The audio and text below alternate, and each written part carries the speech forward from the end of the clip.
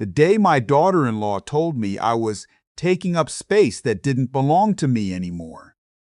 I was standing in the kitchen I had renovated myself 22 years ago.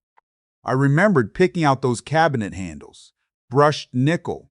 My wife had wanted brass, and we'd argued about it for a week before I finally gave in, and then she'd cried when they were installed because she said they were perfect. I was thinking about that, about her, about those cabinet handles, when my daughter-in-law said what she said, and I didn't answer her. I just nodded and walked back to the room they'd given me, which used to be the guest room. And I sat on the edge of the bed and thought, they have no idea what I've already set in motion. But I'm getting ahead of myself. Let me go back to where this actually started. My name is Martin Calloway.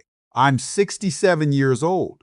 I spent 31 years working as a civil engineer for the city of Edmonton, and when I retired 4 years ago, I had a pension, a paid-off house in Sherwood Park, and what I believed was a close relationship with my son. My wife, Carol, I called her my Carol, passed away from pancreatic cancer 3 years before all of this happened. It was fast, 8 weeks from diagnosis to the end, and when she died, something in this house died too. The rooms were too quiet. Her garden went wild. I kept buying groceries for 2 people and throwing half of it away. My son, I'll call him my son throughout this, because at certain points in this story, that word felt less and less accurate. Moved back to Edmonton from Vancouver about 18 months after Carol passed. He brought his wife with him. They'd been married 2 years by then. I'd met her at the wedding and a handful of times after that. She seemed fine, polite, a little distant, but I told myself that was just how some people were around in-laws they didn't know well. When my son called to say they were thinking of moving back, I was genuinely happy. He said they wanted to be closer to family. He said the cost of living in Vancouver had gotten out of control, which wasn't wrong. Anyone who's followed Canadian real estate knows that's not an exaggeration. He asked if they could stay with me temporarily while they saved up for a down payment on a place of their own. He said 3 months, maybe 4. I said yes without hesitating. Of course I did. He was my son. This had been his home. His old bedroom was still his old bedroom. I hadn't changed it. They arrived in March. By June, the tone of the house had already shifted in ways I couldn't quite name. Small things at first. The way my daughter-in-law would move items in the kitchen without asking, and then seem faintly annoyed when I moved them back. The way my son stopped asking how I was spending my days and started asking, with this careful, neutral voice, whether I'd thought about getting more involved in the community or considered some kind of part-time consulting. At first, I thought he was just worried about me being lonely. That's what I told myself. By August, I had started to understand what was actually happening. It was a Sunday afternoon. I was in the backyard doing what I always do on Sunday afternoons in summer, sitting in the old Muskoka chair Carol, and I bought at a market in Canmore 15 years ago, drinking coffee, reading. My daughter-in-law came outside and stood near the fence for a moment, looking at the yard the way someone looks at a property they're mentally redesigning. Then she turned to me and said, almost conversationally, that the master bedroom would really make more sense as a nursery down the line, and that the layout of the house worked better for a young family if the primary couple was on the main floor. I put my book down. I looked at her. "Are you expecting?" I asked. She said they were thinking about starting a family soon. She said it in a way that made it sound like the conversation was about logistics, like I was a scheduling conflict. I asked her what she was suggesting. She smiled, and it was a careful smile, the kind that's been practiced. And she said that it might be worth thinking about whether the current arrangement was sustainable long term, whether I might be happier in a space that was more my own. I said, "This house is my own." She said, "Of course," and went back inside. I sat there for a long time after that. That night, I mentioned the conversation to my son. I kept my voice assured. I didn't accuse anyone of anything. I just said his wife had raised some ideas about the living arrangement, and I wanted to understand what they were thinking. He got defensive immediately. He said I was misreading her. He said she was just trying to think practically. He said it in that tone people use when they've had a version of this conversation before, with each other privately, and already agreed on what the answer was going to be. I didn't push it, but I started paying attention differently from that point on.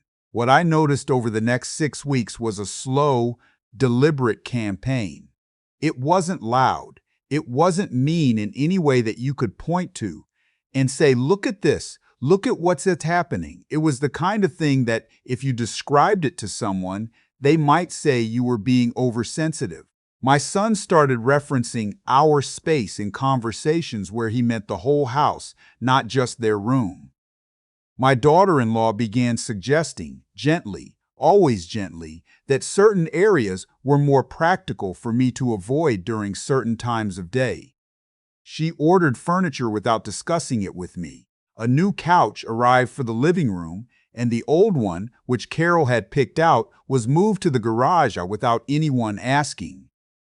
I went to the garage and I sat on that couch for a long time. I called my friend Terrence the next day. Terrence is 69. He's a retired Crown prosecutor who lives in St. Albert, and he has seen enough human behavior in his career that he is almost impossible to shock. I told him everything. He listened without interrupting, which is rare for Terrence, and when I finished, he said, "Martin, you own that house outright, correct?" I said, "Yes." He said, "Then you're not a guest who's overstayed his welcome. You are the welcome. And I think it's time you stopped acting like you need permission to exist in your own home." He also gave me the name of an estate lawyer. "Just to have," he said, "just to understand your options." The conversation I came to think of as the breaking point happened on a Friday in October. We were at the dinner table, all three of us, and my daughter-in-law said calmly that they'd been thinking it might be best if I took the basement room. She said they were going to need the guest room for the nursery. They were now trying to conceive. She mentioned this in passing, and that the basement had its own bathroom, its own entrance, and that it could be quite cozy with the right touches. She actually used the word cozy. I looked at my son. He was looking at his plate. "Say something," I said to him. He said he thought it made practical sense. He said it would give everyone more privacy. He said it in a voice that had been rehearsed. I put my fork down. I said very quietly, "This is my house. I bought this house. Your mother and I paid off this house. You have been living here for 7 months, rent-free, and you are sitting at my dinner table telling me to go to the basement." My daughter-in-law said, "We just think." I said, "I'm not talking to you right now." My son looked up then, and what I saw on his face wasn't guilt. It was irritation, like I was making a scene, like I was being unreasonable. He said, "And I want to be precise about this because I want you to understand what it felt like to hear these words from my own child." He said, "Dad, it's not a big deal. It's just a room. If you're going to be difficult about this, maybe we need to have a different conversation about whether this arrangement is working at all. Whether this arrangement is working at all." I stood up from the table. I said goodnight, and I went to my room. My room, the master bedroom, the one with the brushed nickel cabinet handles in the ensuite that Carol had cried over because they were perfect, and I made 2 decisions. The first was that I was not going to the basement. The second was that I was going to call the estate lawyer Terrence had recommended first thing Monday morning. I want to tell you something about the weeks that followed because I think this is the part people don't talk about enough. It was hard. It was genuinely, quietly, daily hard, not in a dramatic way. There was no screaming. There were no more dinner table confrontations. What there was instead was a cold politeness. My son and I passing each other in the hallway like we were strangers at a hotel. My daughter-in-law treating me with a courtesy so precise it felt like a legal document. Mealtimes became awkward, so I started eating earlier, alone, to avoid the whole thing. I was sleeping in my own house and feeling like a trespasser. I'd like to tell you I handled it with complete grace. I didn't always. There were nights I sat in the dark in the living room, on the new couch, Carol's couch, having been exiled to the garage, and felt something close to despair. I was 67 years old. I had built a life. I had been a good husband and, I believed, a good father. I had never imagined a version of my old age that looked like this. But here's what I did with those feelings. I didn't let them show, and I didn't let them stop me. The estate lawyer's name was Patrick Olo.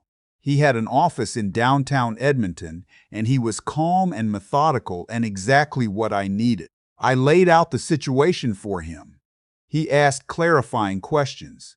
He looked over the property deed, which had only my name and Carol's estate on it. Carol had passed before we could update anything, so the house had transferred cleanly to me. There were no co-signers, no secondary interests, nothing my son or daughter-in-law could point to as a claim. Patrick was clear with me. He said my son had no legal right to the property. He said that while family law in Alberta recognized certain obligations, housing an adult child was not one of them, and that if I wanted to formalize the end of the arrangement, I was well within my rights to give written notice and follow the proper process. He walked me through the Residential Tenancies Act, because even though my son paid no rent, the fact that he'd been living there for more than 7 months meant there were protocols. He said, "Do this carefully, do this properly, and there is nothing they can do to dispute it." I left his office and drove home and walked into the kitchen and made myself a cup of tea. And I thought, all right, Martin. All right, I want to tell you about the recording because this is important. About 2 weeks after I met with Patrick, I was upstairs in my study, a small room off the hallway that I'd turned into a workspace after I retired, when I heard my son and his wife talking in the room below. The house is older. The floors carry sound in certain ways, and I wasn't trying to listen. But I heard my daughter-in-law say my name. And then I heard her say something that stopped me cold. She was talking about the house. She said something to the effect that once they had a child, it would be much harder for me to make a scene about anything because I wouldn't want to disrupt the baby's life. She said I was too sentimental to do anything that would damage my relationship with a grandchild. She was essentially describing me as a leverage point, something to be managed. My son said, "He'll come around." She said, "He doesn't have a choice." I sat very still in my study for a very long time. I am not a person who plans revenge. I want to be honest about that. What I did next wasn't about revenge. It was about documentation. It was about making sure that if things came to a legal point, and I was now fairly certain they would, I had a clear, honest record of what had been said and by whom. I looked up the relevant law. In Canada, one-party consent to recording is the standard in most circumstances, meaning that if I was part of a conversation or in a private space where I had a reasonable expectation of hearing what was being discussed, recording it for personal documentation purposes was generally permissible. I'm not a lawyer and I'm not giving legal advice. I'm just telling you what I did and why. Over the next several weeks, I kept notes, detailed ones with dates and times, and when there were conversations that I felt were material to my situation, about the house, about me, about their plans, I documented them. What I heard over those weeks was more of the same and worse. They talked about which of my belongings they might eventually want to keep and which could be donated. They talked about converting my study into a surgery rather than the guest room. They talked about how long they thought they'd need to wait before making real changes. They talked about me in the way people talk about a situation they've already resolved internally. Like I was a problem with a known solution, and the solution was time. By December, Patrick and I had prepared the formal notice. It was courteous, it was legally correct, and it gave them 60 days, which was more than the minimum required under Alberta tenancy law and more than they deserved, frankly, but I wanted to be beyond reproach. I asked Patrick to send it directly, rather than me handing it to them, because I wanted there to be a clear paper trail, and I didn't want the moment to become an argument. They received it on a Wednesday. I know because I was home when the email came through. Patrick had sent a copy to me as well, and I was in the kitchen making soup. I heard my daughter-in-law's voice change before I heard any words. There's a particular quality to a person's voice when something they didn't expect has happened and they're trying to stay calm. I know that sound now. My son came into the kitchen. He held up his phone, and his face was doing something complicated. Anger, yes, but also something that looked almost like betrayal, which I found interesting, given the circumstances. He said, "What is this?" Not a question, a statement. I turned from the stove. I said, "It's notice. Patrick Olo's information is at the bottom if you have legal questions." He said, "You're seriously doing this. You're kicking us out." I said, "I'm formalizing a process that should have happened months ago. You are welcome to stay through the notice period. I'd like things to be civil." He said, "After everything and then he stopped because I think he couldn't finish that sentence in a way that made any sense. After everything what? After everything they had planned, behind my back, in conversations they thought I couldn't hear? After my daughter-in-law had described me as a leverage point, as something to be managed, as too sentimental to push back?" I said very quietly, "I know about the conversations. I have documentation. I'm not angry. I'm just done." He went very still. I said, "I want you both to be okay. I mean that sincerely. But this is my house, and I'd like to live in it." He left the kitchen. I finished making my soup. There were 2 more weeks of difficult cohabitation after that. My son tried twice to have a conversation about it.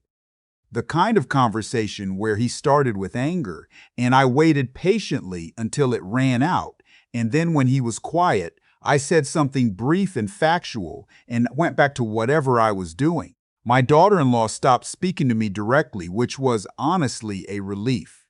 They spent most of their time in their room or out of the house. I have no idea what they were telling people. One night, about 3 weeks into the notice period, my son knocked on my bedroom door.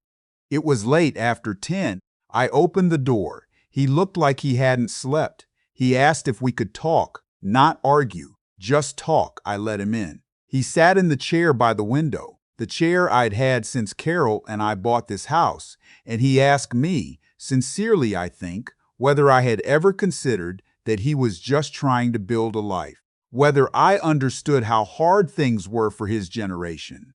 The cost of housing, the job market, the pressure of trying to start a family. He wasn't wrong about any of it. In the abstract, none of those things were wrong. I understood all of them. I said, I understand all of that. But understanding your circumstances doesn't mean I surrender mine. And there's a difference between asking for help and taking over. You crossed that line, and instead of admitting it when I named it, you let her convince you that I was the problem. He was quiet for a while. Then he said, I didn't know she said those things.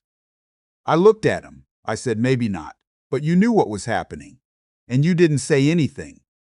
He left after another few minutes. He didn't apologize, but he didn't argue either. They moved out on a Saturday in February. I did not help them move, but I was not cold about it. I had coffee ready in the kitchen when they came through with boxes. My daughter-in-law did not drink hers. My son drank half a cup and said, "Take care of yourself, Dad." I said I would. I told him the door wasn't closed, and I meant that too. Whatever his wife had planned or said, he was still my son. He still had a history in this house. That history didn't disappear because of a bad 18 months. The last box went into the moving truck at around 2 in the afternoon.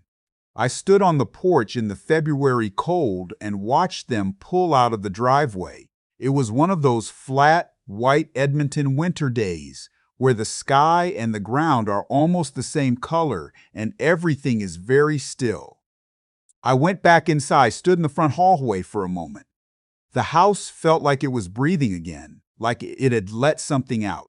I went to the garage and I got Carol's couch and brought it back into the living room. That took me a while. It's heavy, and I'm 67, and I did it alone, which probably wasn't smart. But I got it in there. I pushed it into place. I sat down on it. I put my hand on the armrest the way you do when you're recognizing something. A couple of weeks later, I called my son. He picked up. We didn't talk long, maybe 15 minutes, but we talked. He asked if I was okay. I said I was. I asked about him. He said things were complicated, but they'd found a place, a rental in Spruce Grove, reasonable price, enough space. I said that was good. He said, I'm sorry, Dad, I should have pushed back more. I said, I know. He said, I don't know how it got that far. I said, I think you do, but we can figure that out as we go. It's been just over a year now. The house is mine again, mine and Carol's, in the way it's always been mine and Carol's, because she's still in every room of it even when she's not. Her garden is not as wild as it was. I've been working on it. I'm not as good at it as she was, but I'm learning. There are tomatoes along the south fence this year that are actually doing something. I think she'd be pleased.